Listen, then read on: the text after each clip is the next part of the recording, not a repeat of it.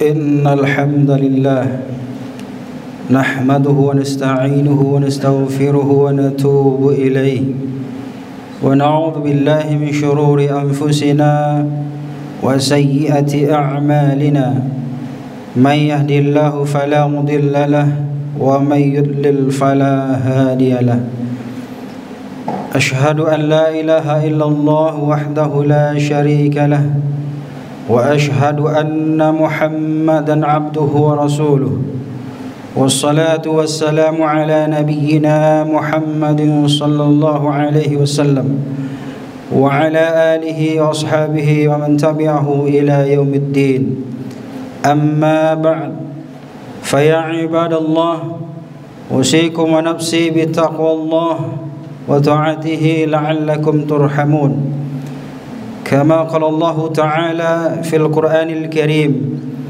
أعوذ بالله من الشيطان الرجيم يا أيها الذين آمنوا اتقوا الله حق تقاته ولا تموتن إلا وأنتم مسلمون وقال الله تعالى أيضا أعوذ بالله من الشيطان الرجيم يا أيها الذين آمنوا اجتنبوا كثيرا من الظن إن بعد الظن إثم ولا تجسسوا ولا يغتب بعضكم بعضا أيحب أحدكم أن يأكل لحم أخيه ميتا فكرهتموه واتقوا الله إن الله تواب رحيم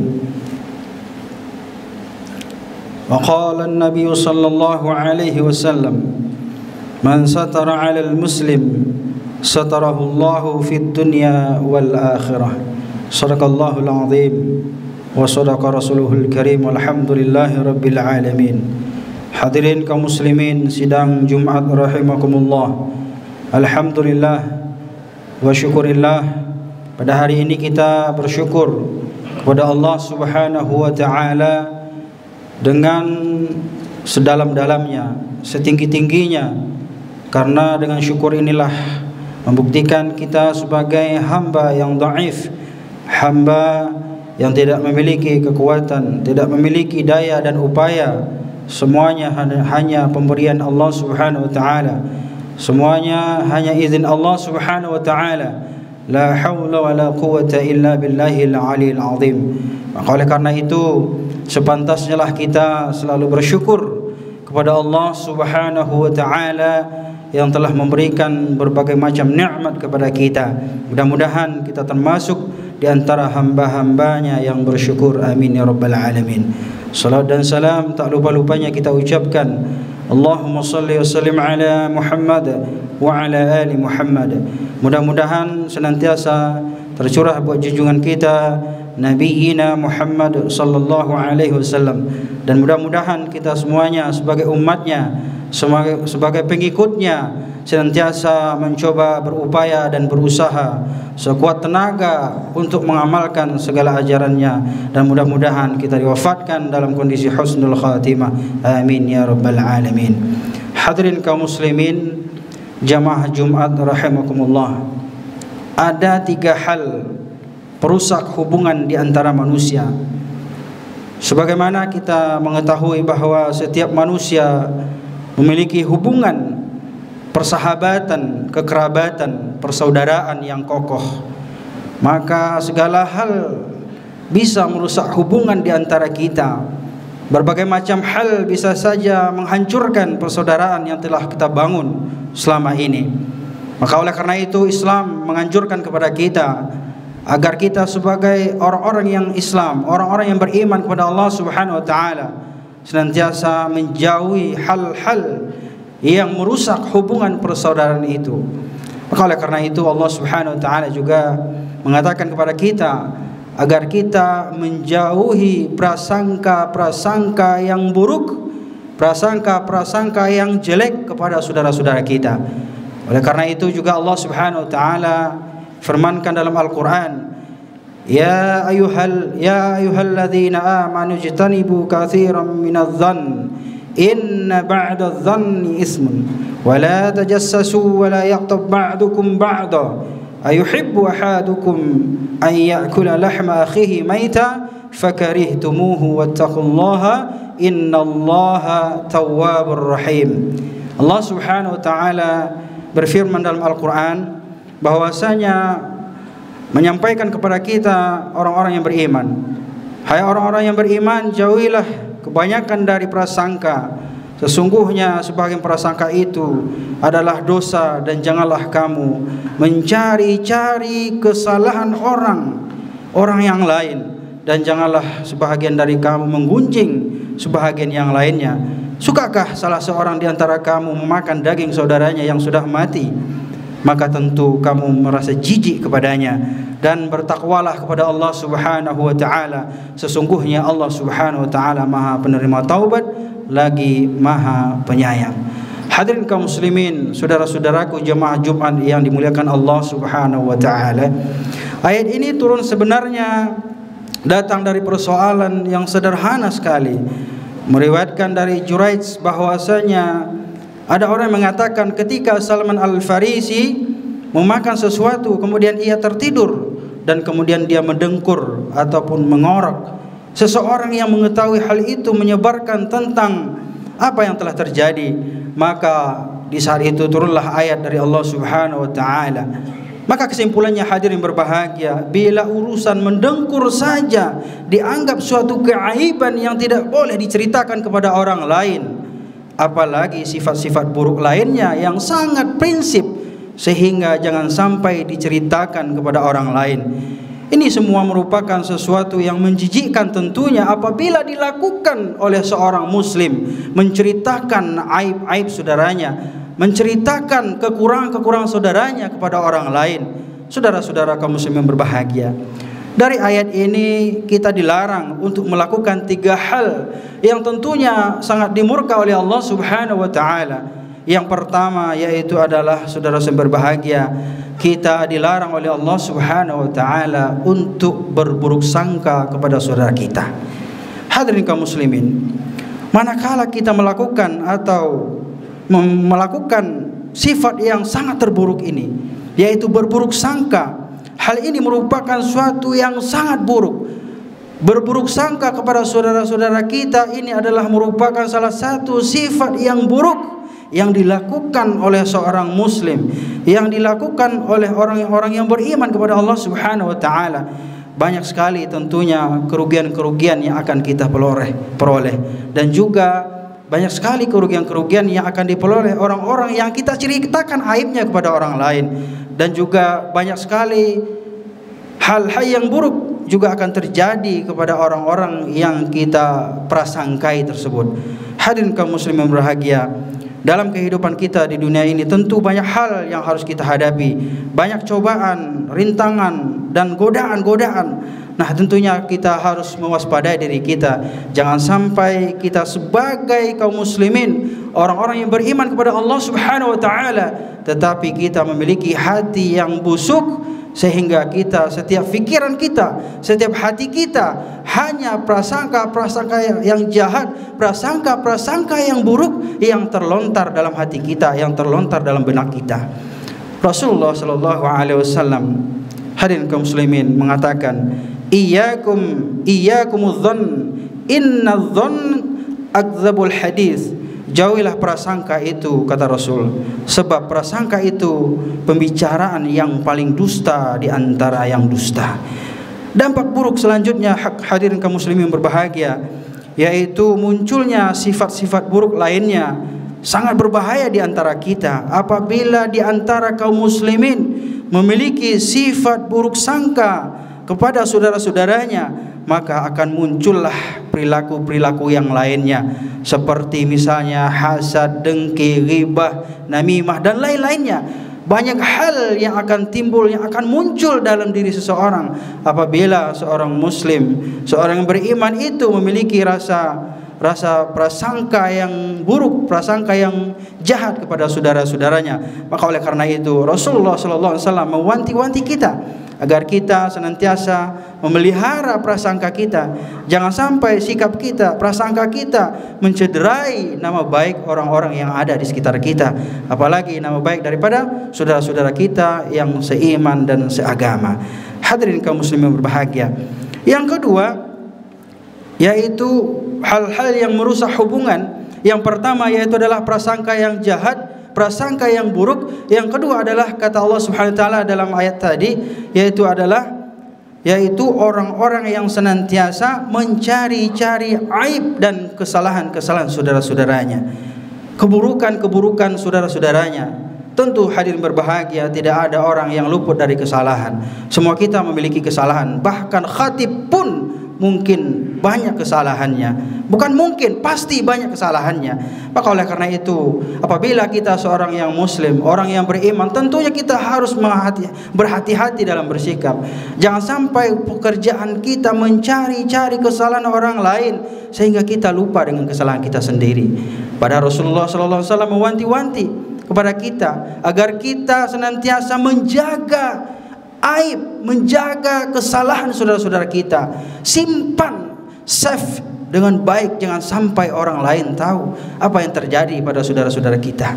Dan ini telah dijanjikan oleh Rasulullah SAW.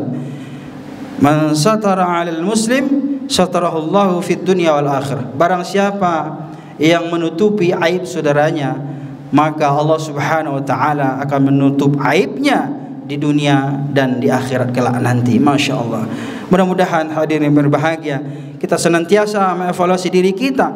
Manakala kita lebih suka mencari kesalahan-kesalahan diri kita mungkin banyak sekali kesalahan-kesalahannya, maka kita jadi tidak akan ada kesempatan untuk mencari-cari kesalahan orang lain.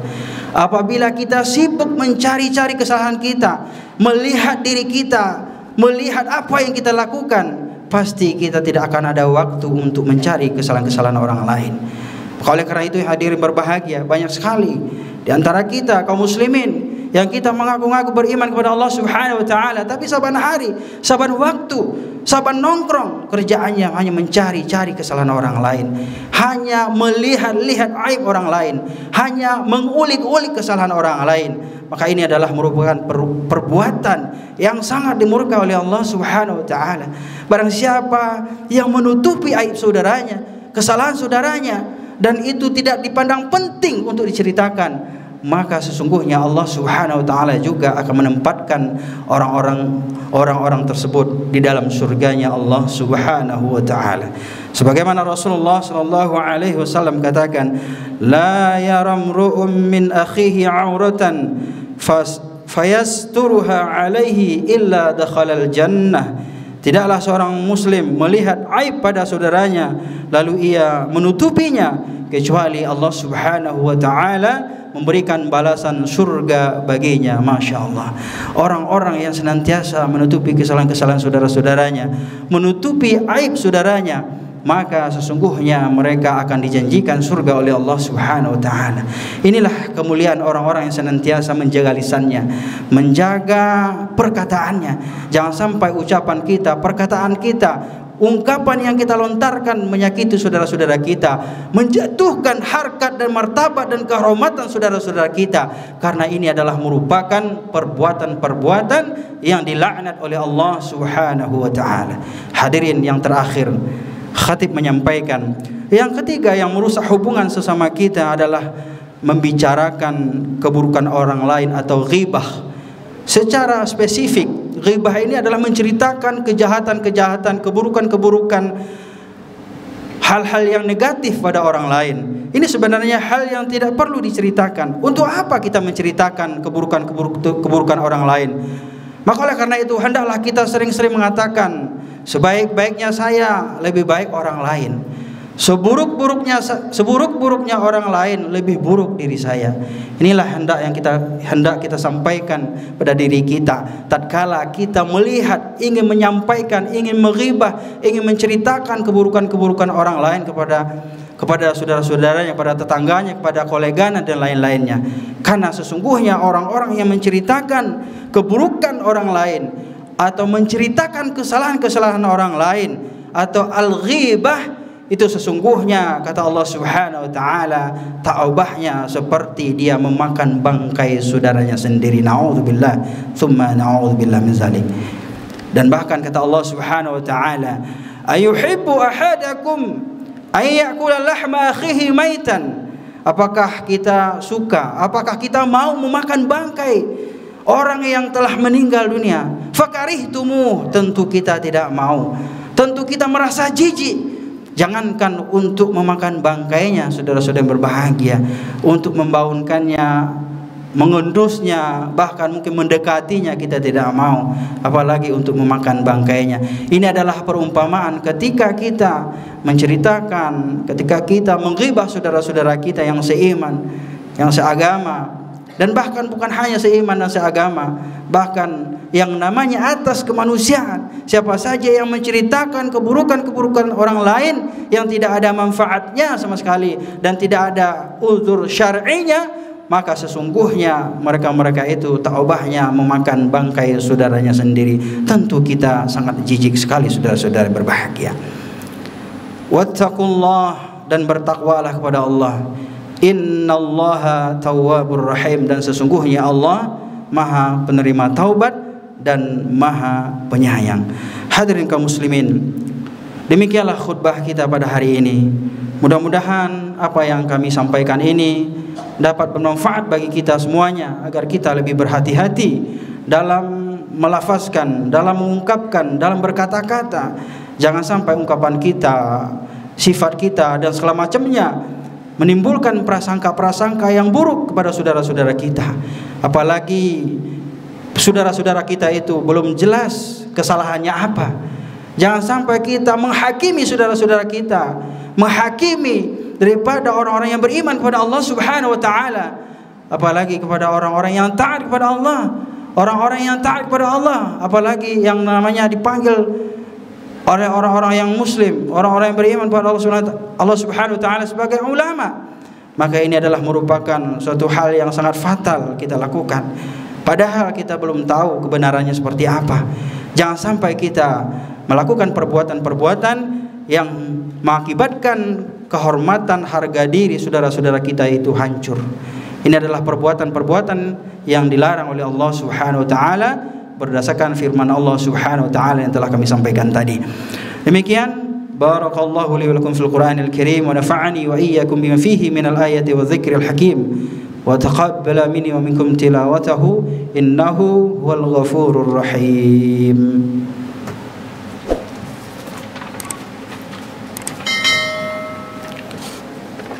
Alhamdulillahi rabbil alamin.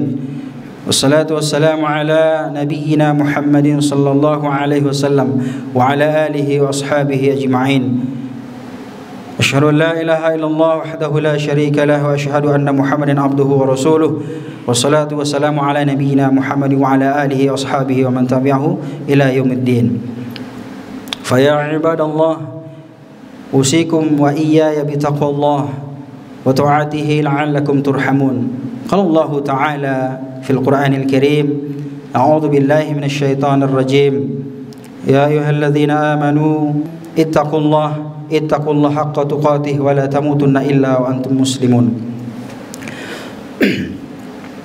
Qala Allah wa qala an-nabiy sallallahu alaihi wasallam, la yara imru'un min akhihi 'auratan fayasturuha alaihi illa dakhala al-jannah. Pada akhir khutbah ini yang kedua, khatib yang menyampaikan bahwasanya sesungguhnya orang-orang yang senantiasa ketika mereka melihat daripada kesalahan-kesalahan saudaranya, aib-aib daripada saudaranya, maka ketika itu dia menutupi aib saudaranya, maka sesungguhnya Allah Subhanahu wa taala menjanjikan syurga baginya. Dan oleh karena itu, hadirin berbahagia, melalui mimbar ini khatib mengajak pada kita semuanya, marilah kita jangan sampai berburuk sangka, jangan sampai kita berburuk sangka kepada saudara-saudara kita, apalagi saudara kita itu belum jelas apa kesalahannya, apa yang dia lakukan dan bagaimana prosesnya. Maka oleh karena itu marilah kita selalu berhusnuzon kepada Allah Subhanahu wa taala. Dan sesungguhnya apabila kita berhusnuzon kepada orang-orang yang ada di sekitar kita, kepada saudara-saudara kita, maka juga Allah Subhanahu wa taala akan berbaik sangka kepada hamba-hambanya. Hadirin kaum muslimin, marilah kita berdoa kepada Allah Subhanahu wa taala, mudah-mudahan Allah Subhanahu wa taala menjaga kita dari sifat-sifat buruk sangka, daripada menghibah, namimah, hasad, dengki dan segala macamnya. Dan mudah-mudahan Allah Subhanahu wa taala menjadikan kita sebagai ahli surganya Allah Subhanahu wa taala. Allahumma fir lil muslimin wal muslimat wal mu'minin wal mu'minat الأحياء منهم والأموات وتبع بيننا وبينهم بالخيرات ولا حول ولا قوة إلا بالله العلي العظيم. ربنا ظلمنا أنفسنا وإن لم تغفر لنا وترحمنا لنكونن من الخاسرين. اللهم ارحمنا فإنك خير الراحمين، وارزقنا يا الله فإنك خير الرازقين، واهدنا يا الله فإنك خير المهتدين، وانصرنا يا الله عن القوم الظالمين، وانصرنا يا الله عن القوم الفاسقين، وانصرنا يا الله عن القوم الكافرين برحمتك يا أرحم الراحمين. ربنا آتنا في الدنيا حسنة وفي الآخرة حسنة وقنا عذاب النار، والحمد لله رب العالمين. قيم الصلاة.